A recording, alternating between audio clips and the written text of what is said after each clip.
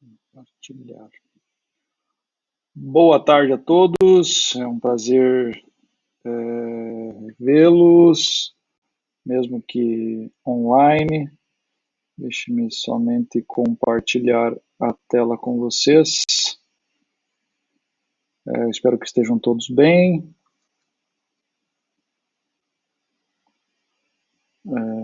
Aqui está. Aqui está. Bom, boa tarde a todos. Pessoal, hoje vamos dar continuidade ao nosso conteúdo. Vamos falar um pouquinho sobre educação física adaptada, né? A nossa disciplina a gente já abordou todas as deficiências, já passamos pelo processo histórico da pessoa com deficiência, abordamos cada uma das deficiências e agora chegou o momento de nós falarmos exatamente sobre educação física adaptada e esporte adaptado, né? É sempre bom lembrar que em outra disciplina vocês terão uma disciplina de esportes paralímpicos, né? Que aí a gente vai acabar explicando a diferença entre esportes adaptados e esportes paralímpicos, mas é futuramente, certo? Então vamos falar um pouquinho sobre educação física adaptada. É bom que vocês saibam, que vocês tenham conhecimento sobre os diferentes termos que a gente utiliza dentro desse contexto da educação física adaptada, né? Atividade física adaptada, educação física adaptada e atividade motora adaptada, né? A educação física adaptada surge bastante no conceito educacional, né? Quando a gente leva para a escola, quando a gente possui aquela educação física da escola, né? E a atividade física adaptada e a atividade motora adaptada está muito mais fora do contexto escolar, né? O contexto basicamente da atuação do bacharel. Qualquer um dos três termos estão corretos, vocês vão encontrar na literatura os três, não há problema nenhum de utilizar um, outro ou mais outro ainda, tá? Não tem problema nenhum de utilizar qualquer um deles, certo? Dito isso, a gente precisa compreender um pouquinho como que surgiu a educação física adaptada, quais são os processos históricos que nos trazem hoje, no tempo presente, a educação física adaptada que nós temos hoje e a gente vai passar um pouquinho ao longo da história nessa aula, né? Nós já passamos lá na, na, na exclusão ao longo do tempo das pessoas com deficiência, vamos falar um pouquinho sobre a educação especial, que está num contexto mais educacional, a chegada da educação física no Brasil, os ideais inclusivos a partir da década de 60 até chegar na educação física adaptada que nós temos hoje, né? Então, as origens da educação física adaptada, ela nos remete a 1900 e 1950. Por esse período, são as primeiras intervenções relacionadas à educação física adaptada, né? Mas nesse período as intervenções elas seguem um modelo muito médico, né? Com o objetivo das aulas são aulas corretivas para controles posturais, com problemas de saúde, problemas de aptidão cardiorrespiratória, né? Então o entendimento que se tinha nesse período é de que a educação física poderia corrigir algum problema de ordem motora, até mesmo outro tipo de problema de saúde dos indivíduos, né? E obviamente a gente percebeu que isso não é bem dessa forma que a educação física adaptada é vista hoje, né? Nesse período também é quando ocorre o retorno dos veteranos de guerra, né? Sempre lembrando que a primeira guerra foi a primeira grande guerra de 1914 a 1919 e logo após a primeira guerra nós temos um começo tímido ainda de educação física e esporte para pessoas com deficiência posteriormente nesse período, mas somente a partir da Segunda Grande Guerra, entre 39 e 44, que a, o pós-Segunda Guerra, que foi o boom do esporte para pessoas com deficiência, primeiro no contexto europeu, depois no contexto americano, né? Até chegar no Brasil em 1948, né? Então, nós temos aí, nesse primeiro estágio, de 1900 a 1950, uma transição entre esse modelo médico até chegarmos no início dos esportes em cadeiras de rodas, né? O segundo estágio, já de 1950 a 1970, né, o termo já, a EFA, como a gente carinhosamente chama, né, Educação Física Adaptada, já se torna bem popular nos Estados Unidos, né. É sempre bom lembrar que sempre em conjunto com a educação física nós temos a prática esportiva, né, e aqui em 1960 nós temos os primeiros Jogos Paralímpicos que tem uma relação muito estreita com a educação física adaptada, né. Nós temos também a criação das Special Olympics. As Special Olympics são as Olimpíadas especiais, né, específicas para pessoas com deficiência intelectual, né, elas não têm um caráter competitivo, elas têm um caráter de participação, né, participam bastante alunos com Down, bastante alunos com deficiência intelectual, né. O objetivo é participar e não competir. O Brasil tem Special Olympics, acontece no Brasil, né, e acontece no mundo todo as Special Olympics. Tem um viés diferente dos Jogos Paralímpicos, né. E começa, pensando um pouco na formação, começa a surgir os primeiros programas de pós-graduação específicos para a educação física adaptada nos Estados Unidos, né. No Brasil, aqui nós temos um período ainda com atividades muito isoladas, né. Alguns cursos, algumas práticas esportivas, né. Lembra que eu falei que em 1948 começa o esporte adaptado no Brasil, né? Então, algumas práticas esportivas já estavam acontecendo no país, né? E a educação especial é difundida no país através de associações como a PAI, como o Senesp, como a Rede Pestalozzi, né? Então, o Brasil ainda estava engatilhando na questão da educação física adaptada, né? Nós estávamos começando a ampliar a formação acadêmica dos nossos professores e para aí sim no estágio atual ela ganhar mais corpo. Hoje a gente tem programas de pós-graduação específicos em educação física adaptada, nós temos um grande número de professores especialistas, mestres e doutores em educação física adaptada, né? Então, que é o cenário que a gente vive atualmente, né? O termo ganha muito espaço, né? E como eu falo sempre para vocês, é muito estreito a questão da educação física e do esporte, né? E hoje a gente sabe que o esporte paralímpico brasileiro tem uma ascensão, um crescimento enorme, né? E isso basicamente em função de todo esse crescimento da formação em educação física adaptada, né? Lembrar que nesse período, em 1987, nós tivemos a Resolução 0387 do Conselho Federal de Educação, que estabelece a obrigatoriedade da educação física no currículo das universidades, né? Isso é importante para concurso, inclusive, quando vocês forem fazer um concurso, é extremamente importante essa questão da legislação, mas é importante que você saiba que a partir desse momento, a educação física, dentro do currículo da educação física, deveria existir uma disciplina de educação física para pessoas com deficiência, né? O incentivo na pós-graduação é a formação acadêmica em EFA, e também aqui surge a Sociedade Brasileira de Atividade Motora Adaptada, né? É um grupo de pesquisadores brasileiros, né? Criam a associação, né? A associação existe até hoje, e como uma tentativa de difundir a atividade motora adaptada para todo o Brasil, para que nós tivéssemos congressos, tivéssemos uma revista, né, científica para compartilhamento das pesquisas de todos os professores que atuam no país, né. Então, a gente percebe nesses 3 estágios o quanto a educação física adaptada avança ao longo da história, né? E até que a gente chega no presente, no atual, né? O que é a educação física adaptada, né? uma parte da educação física que seus objetivos são o estudo e a intervenção profissional no universo das pessoas que apresentam algum tipo de deficiência. Simplesmente é a educação física para pessoas com deficiência. Quais, quais deficiência, professor? Todos os tipos de deficiência, tá?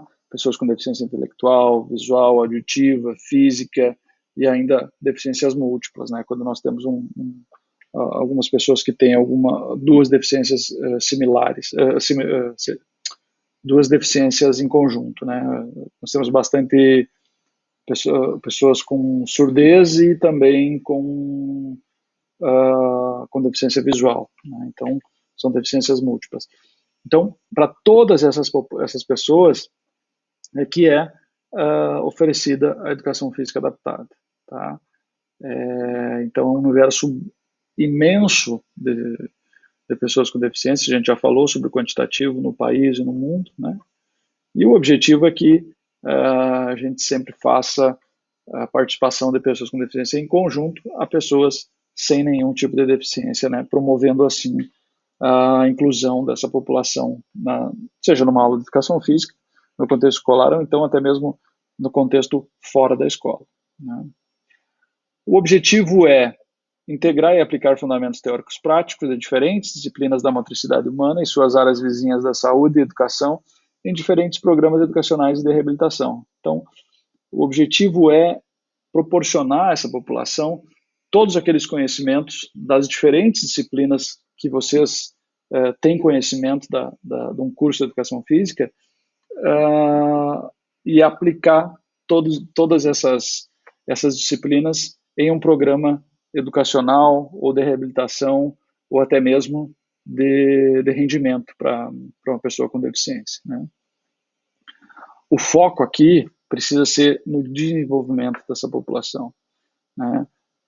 A gente precisa, quando pensar em educação física adaptada, eu já falei isso para vocês, obviamente a gente precisa estar atento às deficiências, ter um conhecimento sobre a deficiência, mas o foco é nas possibilidades e não nas limitações, né? Então, foco sempre no desenvolvimento dos nossos alunos. Nossos clientes, talvez para quem for atuar como personal de uma pessoa com deficiência, o foco precisa ser no desenvolvimento das aptidões dessa pessoa. Então, as atividades proporcionadas pela EFA aos alunos com deficiência devem respeitar as diferenças individuais, isso é importantíssimo. Num contexto educacional, às vezes a gente não tem a possibilidade pelo quantitativo de aluno, a possibilidade de ter conhecimento de cada um dos nossos alunos, né? Mas talvez num contexto do bacharel seja muito mais fácil nós termos conhecimento sobre as diferenças individuais entre cada aluno, né? A gente já vai ter um conhecimento sobre o aluno com síndrome de Down, já vai ter um conhecimento sobre o aluno com lesão medular, né? Vai saber exatamente, através do nível da lesão, vai saber o que ele pode, o que ele não pode realizar.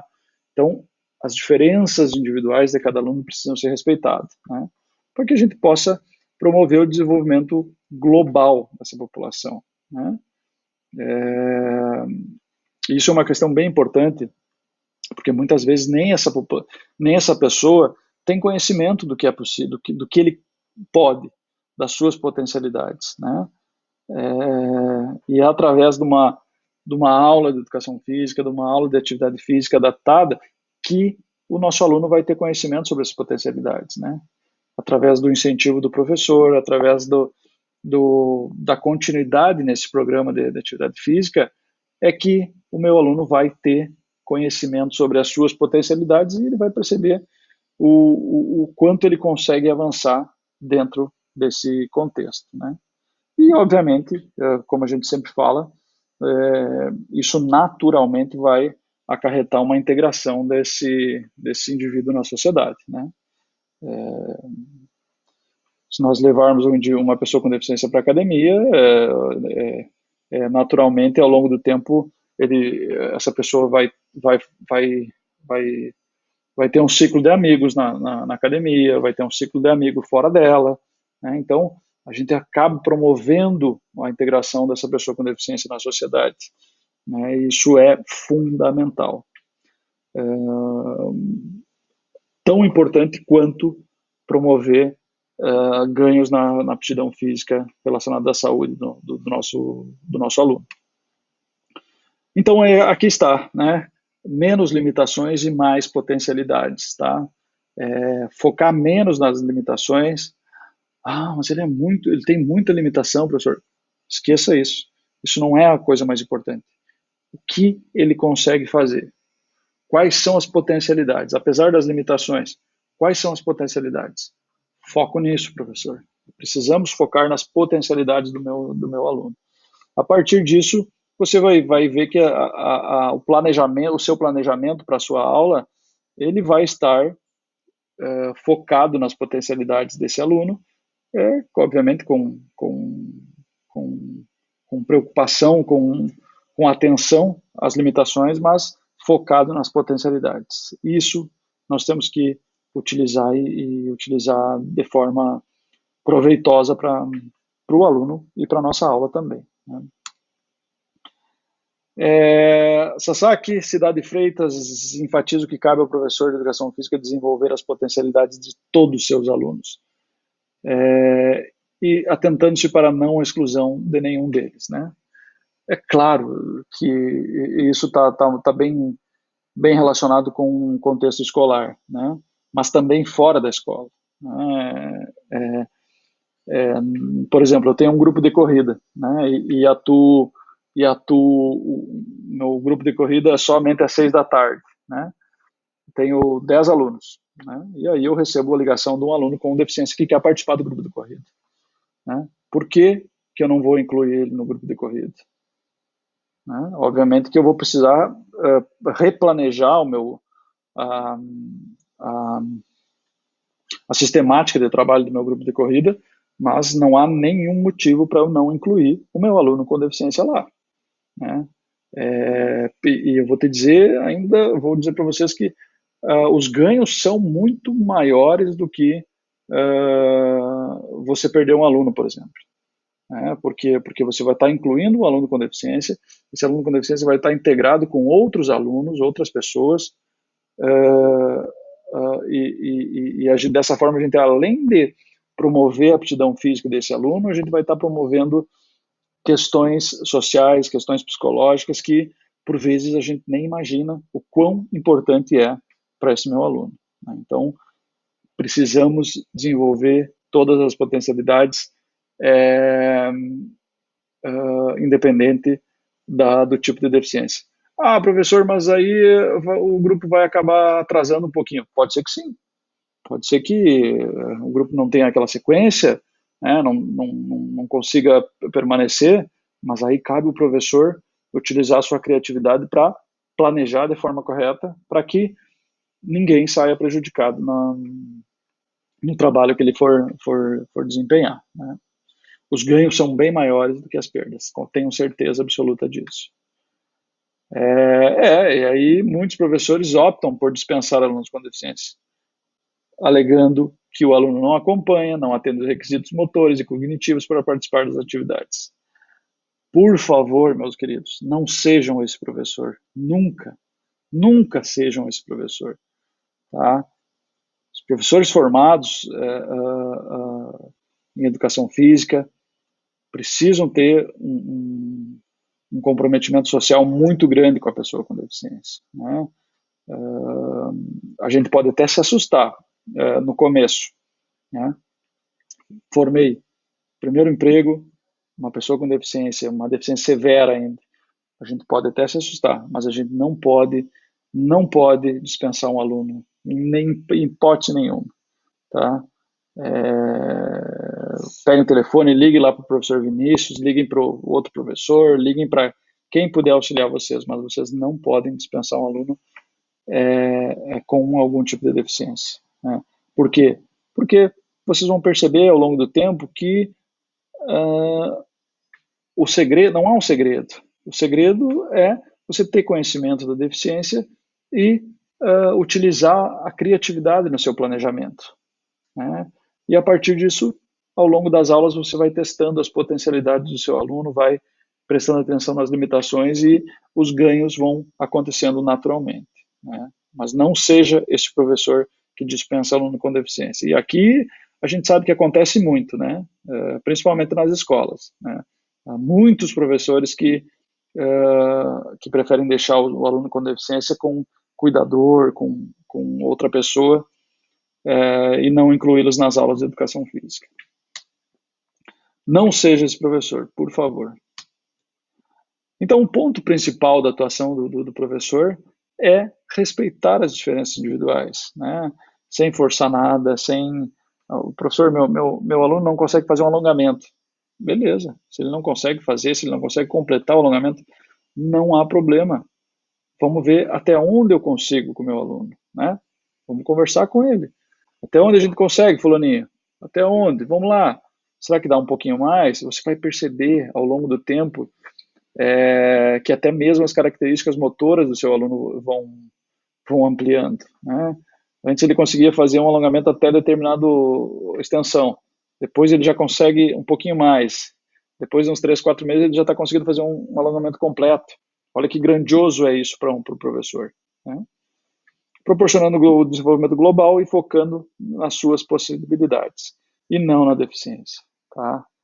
Lembre-se, foco nas potencialidades e não nas limitações, não na deficiência.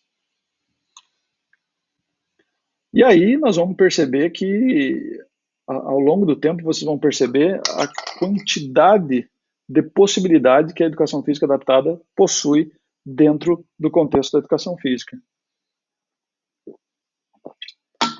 Só de questões motoras, eu tenho melhorias na aptidão física, seja ela relacionada à saúde ou ao desempenho. Eu tenho, através da educação física, prevenção a enfermidades secundárias, né? Muitos alunos com deficiência têm, principalmente com deficiência física, possuem escarras de não, por estarem muito tempo na cadeira de rodas, então a gente consegue prevenir esse tipo de enfermidades, também outras enfermidades. Nós estamos proporcionando independência e autoconfiança nas atividades de vida diária dessa população, que é fundamental nós estimularmos ao máximo o nosso aluno a que ele seja independente na sua cadeira de rodas, com a sua órtese, com a sua prótese, com a sua bengala, seja que deficiência for. Precisamos aprimorar e estimular a independência. E também a gente vai perceber que a gente vai conseguir ampliar aqueles limites e as potencialidades dos nossos alunos, né? Coisas que o nosso aluno nem imaginava que conseguiria realizar anteriormente, né? E imagina o quão proveitoso, o quão satisfatório é para um professor atingir esses resultados com um aluno com deficiência, né?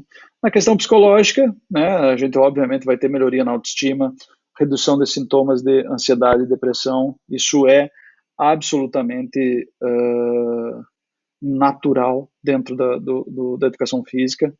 A gente sabe que para pessoas sem deficiência isso acontece naturalmente, e para a pessoa com deficiência isso também vai acontecer, né? A gente vai perceber a melhoria na autoestima dos nossos alunos, né? Nós vamos também entender um pouquinho mais da aceitação do corpo com deficiência. Temos muitos alunos que têm uma dificuldade muito grande de aceitar o seu corpo, a sua amputação, a sua deficiência visual, né? E a gente vai perceber ao longo do nosso trabalho que a educação física ela auxilia em muito para que meu aluno se aceite como ele é, né? Tem uma aceitação do seu corpo, tem uma aceitação da sua deficiência. E questões sociais, né? Nós estamos falando na integração e na socialização. Olha o quão gratificante é para os professores promover um encontro de um aluno com deficiência que estava deprimido em casa, estava lá um pouco down, né, recluso em casa, e começa a participar de um grupo de corrida, começa a participar de um grupo de da academia e começa a integrar, começa a socializar com outras pessoas. Com ou sem deficiência. É um grupo, é uma integração, é uma socialização que a gente está promovendo para o nosso aluno, né? Então, isso tem um valor absurdamente incalculável para o aluno com deficiência, né? E também o engajamento na atividade física esportiva, né? A gente sabe que até mesmo pessoas sem nenhum tipo de deficiência têm dificuldade de se engajar numa atividade física, né? E aí a gente tem um aluno que começa a trabalhar com vocês e vai passando seus limites, vai ampliando as suas potencialidades, né? E vai ingressando na prática esportiva, se tornando um atleta, e olha como ele pode ser um exemplo para que outras pessoas com deficiência que podem enxergar ele junto com o seu trabalho, podem enxergar ele como um exemplo para iniciar uma prática esportiva. Então, as possibilidades da educação física adaptada são amplas, é uma gama muito grande de possibilidades que nós, e com o nosso trabalho, a gente pode promover a essa população. Certo? Conteúdos em EFA. É extremamente importante nós sabermos que tipo de conteúdo a gente precisa trabalhar na educação física, né? Todo programa deve conter desafios a todos os alunos, né? Permitir a participação de todos, respeitar as limitações, promover a autonomia, enfatizar o potencial motor, né? Os professores devem estar atentos aos comprometimentos motores, idade cronológica, principalmente em alunos com deficiência intelectual, né?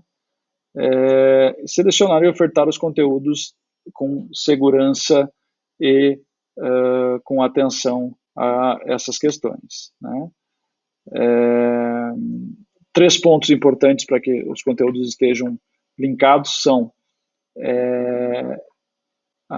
o contexto psicomotor, o contexto afetivo e o contexto cognitivo, né? São 3 áreas que a gente precisa estar atento no desenvolvimento das nossas atividades, né?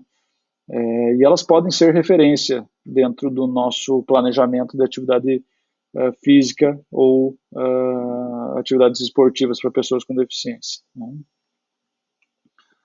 Na área psicomotora, né, representado pelos comportamentos sensório, perceptivo, motor, habilidades motoras e capacidades físicas, né?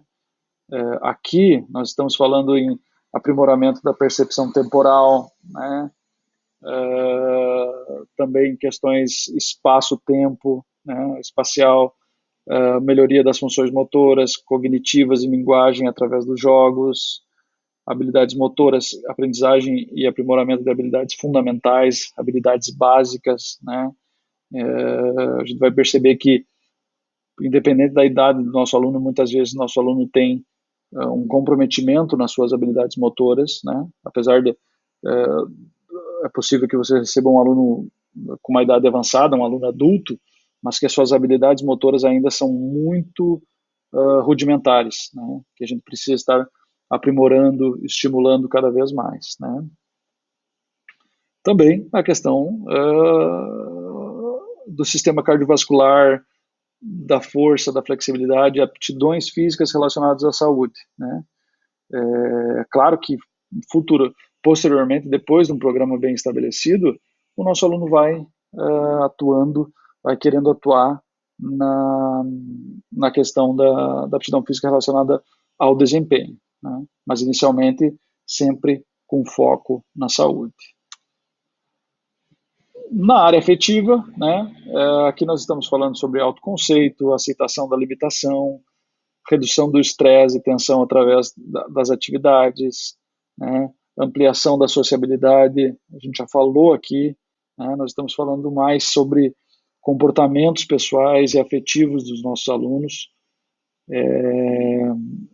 o quão importante é nós estarmos atentos a essas questões, né, a questão afetiva,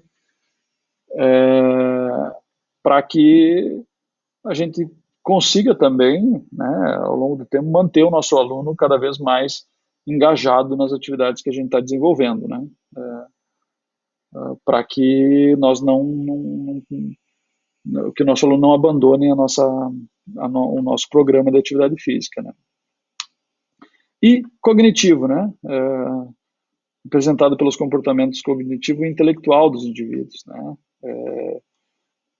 Principalmente para quem vai trabalhar com deficiência intelectual, a gente vai perceber que a idade cognitiva do nosso aluno às vezes é um pouco comprometida, né? Às vezes é preciso que eu tenha auxílio de familiares, mas é sempre estimulado que a gente trabalhe essa questão da progressão cognitiva com o nosso aluno e ao longo do tempo a gente vai perceber algumas melhorias com o aluno com deficiência intelectual, né? Habilidades de tempo de lazer, transferência de habilidades para o cotidiano, né? Trabalhar essas questões do momento que o nosso aluno está dentro de um programa para que ele consiga levar essas habilidades para as suas atividades da vida diária, né? Extremamente importante isso com um aluno com deficiência intelectual. Também criatividade nos jogos, isso é importante a gente estimular os nossos alunos a que eles demonstrem a sua criatividade e dessa forma o seu comportamento cognitivo também pode ser ampliado. Ok? Então, atenção a essas 3 áreas dentro dos conteúdos que vocês vão planejar as suas atividades, né? Área psicomotora, afetiva e cognitiva. Certo? Por hoje ficamos aqui. Próxima aula a gente discute esportes adaptados, tá? E aí vamos começar a entender um pouquinho das práticas esportivas para pessoas com deficiência. Ok, galera? Um grande abraço a todos. Fiquem bem e continue se cuidando. Até já.